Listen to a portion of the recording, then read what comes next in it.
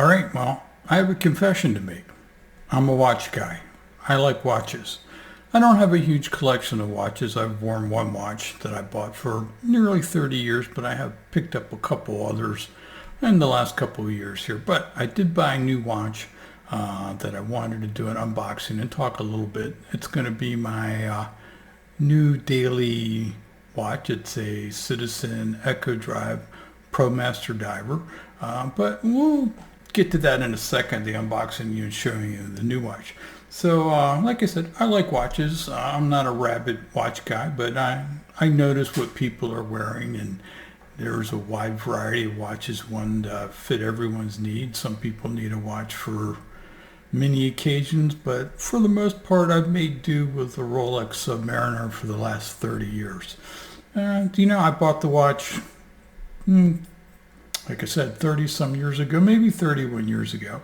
It's really kind of funny compared to how much they cost now. I paid nothing for mine. I've actually paid more in maintenance and servicing the watch over the last 30 years than I actually paid for the watch itself. But it's been a great watch. I've worn it almost every day for the last 30 years, with the exception being since my retirement, I've worn it less and less. And, I wanted to get a little variety of watches and give the Rolex a break. I bought a G-Shock a couple of years ago that I wear probably more than a Rolex now. I like it, but it's not my thing. I have an Apple Watch. I really like the Apple Watch, but mainly I wear that for fitness and tracking calories and things like that when I'm exercising. But I used to be a scuba diver when I was in my mid to late 20s. I like dive watches, and I come from an era when you actually wore a dive watch when you went scuba diving. Towards the end of my time as a scuba diver, the first generation of dive computers had just come out. They were huge, they were bulky, they hung off your side, and as a matter of fact, they probably, I forget, but I'm sure they cost more than a good dive watch back in the time. So that said and done, the dive watch has always been my preferred watch. The chronographs have never really done it for you. My G-Shock and I'll show you pictures of it. My G-Shock is a chronograph, but it's got too many dials on there. You just can't see it, probably because my eyesight's not what it was when I was in my 20s. But I just want to watch to tell the time. I'm not timing anything to a hundredth of a second. I don't need a slide rule. I'm not calculating anything. I don't care about GMT watches. I can figure out what time zone I'm in without a GMT watch. So dive watches really to do it for me. They look great. They're functional, and everyone kind of knows the old adage that, ever since Sean Connery playing James Bond and Dr. No wore a Rolex Submariner with his tuxedo, it's been a dress-up watch too. And I have to say that my Rolex has looked great in suits, and it looks great in t-shirts and a shirt and a bathing suit too. But, it's time to give the Rolex a break. Let it don't work it as hard as I used to. I mean, not that I'm interested in scuba diving anymore, but I would never take my Submariner diving anymore. And like I said, it's a 30-year watch, although I do have it serviced regularly. You don't know how some of those seals and gaskets are, and I don't want to take the risk of damaging it with salt water, things like that. So I got a new Citizen Echo Drive, the super titanium model with a blue bezel and a blue face. And there are a couple things I liked about it. One, ever since I saw my first dual-tone Rolex Submariner with the gold and silver band with the blue dial and blue bezel, I've always wanted a blue dive watch. So this would be my first blue dive watch. But, there's some pluses and cons. I mean, one good thing about this one is it is titanium, so it's going to be a lot lighter than other watches, and titanium is strong, though I do hear it scratches easier. This one does have a quartz movement. Now, some people don't like quartz movements, but quartz movements are way more accurate than mechanical movements. They don't require any servicing. They're very inexpensive. They're very light. and they just work, but they're not as intricate or as cool as mechanicals and things like that. The Echo Drive, this one, of course, it charges off sunlight. It has a capacity for when it's fully charged to run for 5 or 6 months. And one of the things I find about my Rolex now is that, I don't wear it for a couple of days. I forget how long the power reserve is on a Submariner, but it's not that long, and next time I pick it up, it's dead. I got to reset the date and the time. I got to wind it, which all kind of damages the crown and things like that. As a matter of fact, about 5 or 6 years ago, I had to send it to New York because I would wear it, and if I took it off, it would just stop in a matter of hours. I forget what the problem was. I think it was with the main spring winding or something like that. But I had it completely refurbished. It cost me $1,000, a couple years ago. But with this new watch, it's really going to be never have to worry about resetting the time. Never have to worry. Well, I might have to change the dates, but these quartzes are accurate to within, I don't know, a second a day, whereas even a good mechanical watch is only 4 or 5 seconds a day. So you're not even really going to have to adjust the time during the month. But I guess on some of these odd months, you'll have to, change the date to match up for a 30-day month or 31-day month. But with all that said, let's go ahead and do an unboxing on the new Citizen watch, and we'll also take a look at some of my other watches. Okay, so here's the box that it comes in. Really nothing to talk about here, just a cheap cardboard box, very thin. But the actual box here is a bit more substantial, hard cardboard. I'm going to pull it out here. So what do we got here? We've got some type of citizen's guarantee, an instruction manual, usual stuff, and here is the watch itself. So this is the Citizen Super Titanium Promaster diver with a blue face and a blue bezel. You can see it's got a band on here. Let's take the plastic off the bands. And you can take a look at it there. It's just your basic watch. It's got the second hand in yellow, and a minute hand and an hour hand, and it's got a date confirmation on there. I could really have cared less about the date, which is kind of the complaint I have about my Rolex is, I can't even see the date anymore, even with the Cyclops on there. I've come to dislike the Cyclops ion watches. But it's a nice looking watch. The bezel is a 60 bezel, not a 120. And that's okay. I've never had to do my bezel on a half a minute timer anyhow in 30 years. So I think I can get by with a 60. The bezel moves nice. Really doesn't makes very little noise. There's no backwards play whatsoever, which is good. And it appears as though it lines up pretty well.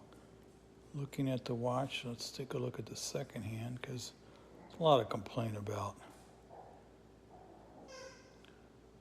quartz watches. That's my dog. But it looks like the second hand lines up pretty well with the tick marks. And it's a little off there, but that's not a deal break for me too. You got to remember the price you're paying for these versus a Rolex or an Omega or even something else. I really waffled around for a long time. I was considering that's our little Pomeranian Gina. I was really considering, I really liked the Oris Aquis watch, and I liked the Tag Heuer Aqua Racer. But, those are $3,000 watches, where this is $300 to $350, depending on when you buy. And I just didn't want to spend 3K in a watch, but I did want to get a new watch to wear as a daily watch and swap out with the Submariner and the G-Shock. But so far so good. Let's take a look at the bezel here. Kind of a couple things about this band is it's a nice looking band. It's brushed on the outside and polished, but you can see it doesn't, well, it does come flat, so it does have some good articulation. You got your clasp here, another clasp there. You don't have, you only have 3 micro adjustments. That could have been done better. And amazingly, for a dive watch, you don't have a dive suit extension.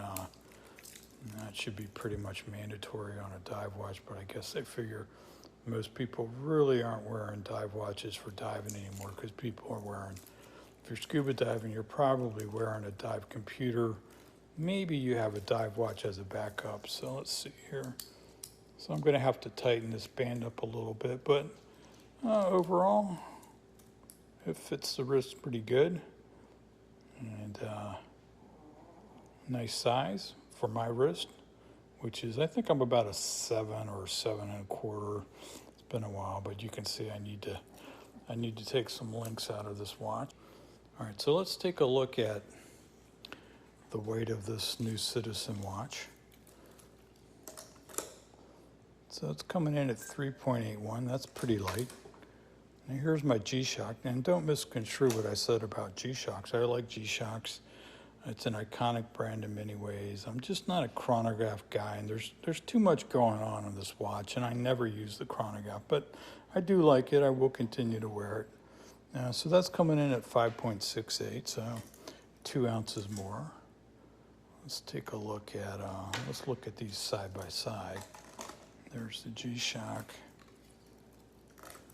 There's the Citizen. Oh, let's turn them around. There's the Citizen right there. Looks like the G-Shock has a bigger dial. Now let's take a look at my Apple Watch.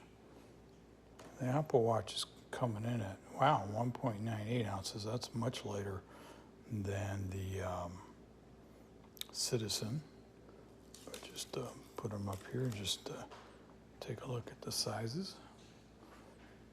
Now let's take a look at one of my watches. I don't wear this too much anymore. I need to put a battery in it, but I like to wear it when I want something with a white dial. This is a much smaller watch, as you can see, but it's a quartz. It's a nice watch. It was a gift from my kids, so it has a special meaning to me. Let's take a look at the Submariner.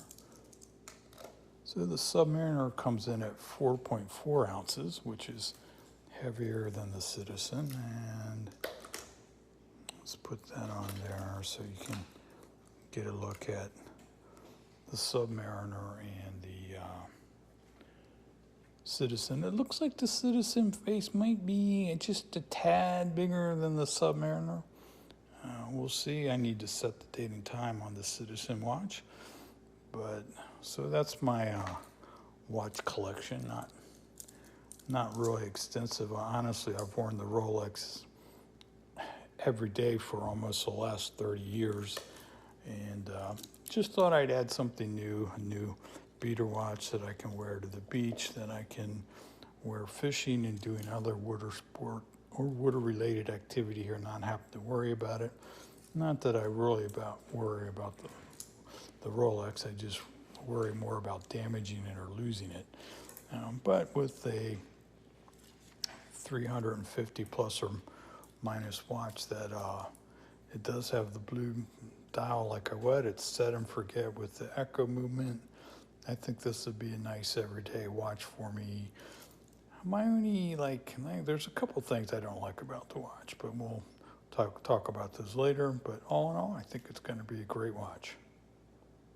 Here's a look at the back of the watch for those who are interested. You can see the Citizen logo, and you can't really get a good picture of it without taking the straps off, but it has all the model information number, movement information number, etc. So Here's a look at the Submariner and the Citizen Promaster diver on my wrist. And let's take the G-Shock and put that on there now. Get a comparison.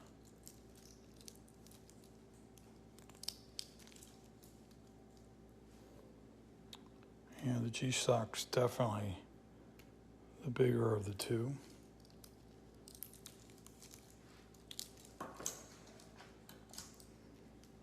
And then, just for the fun of it, there's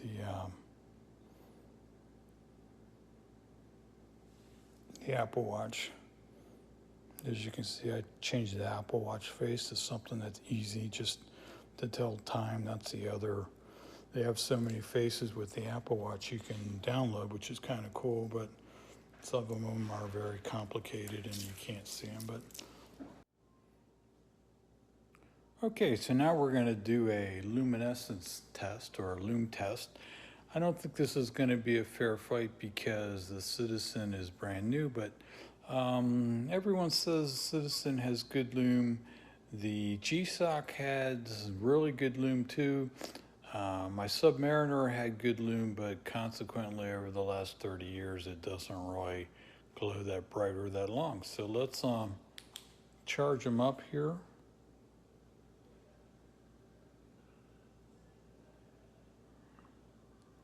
Let's see here, 1,000, 2,000, 3,000, 1,000, 2,000, 3,000, 1,000, 2,000, 3,000. Now let's take a look and see what we got.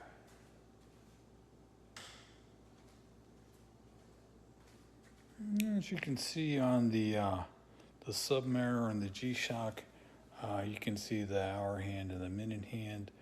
On the Citizen, you can see the recessed light in the bezel, the minute hand, the hour hand, and you can see all the indexes on the watch face.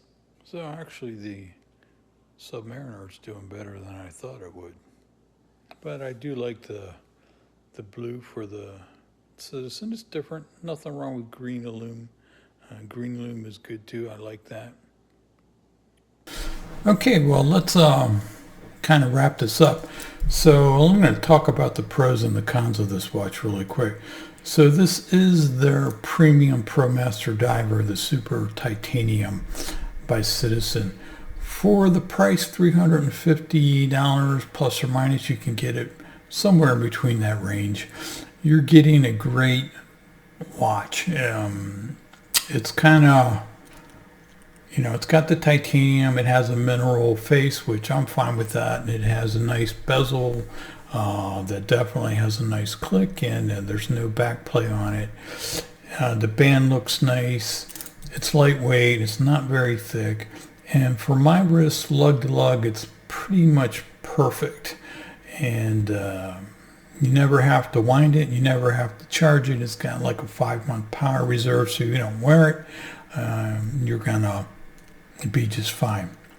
It is a true diver down to a little over 600 feet. It has a screw-down crown with a crown protector. It has a screw-down back to make sure that it's watertight.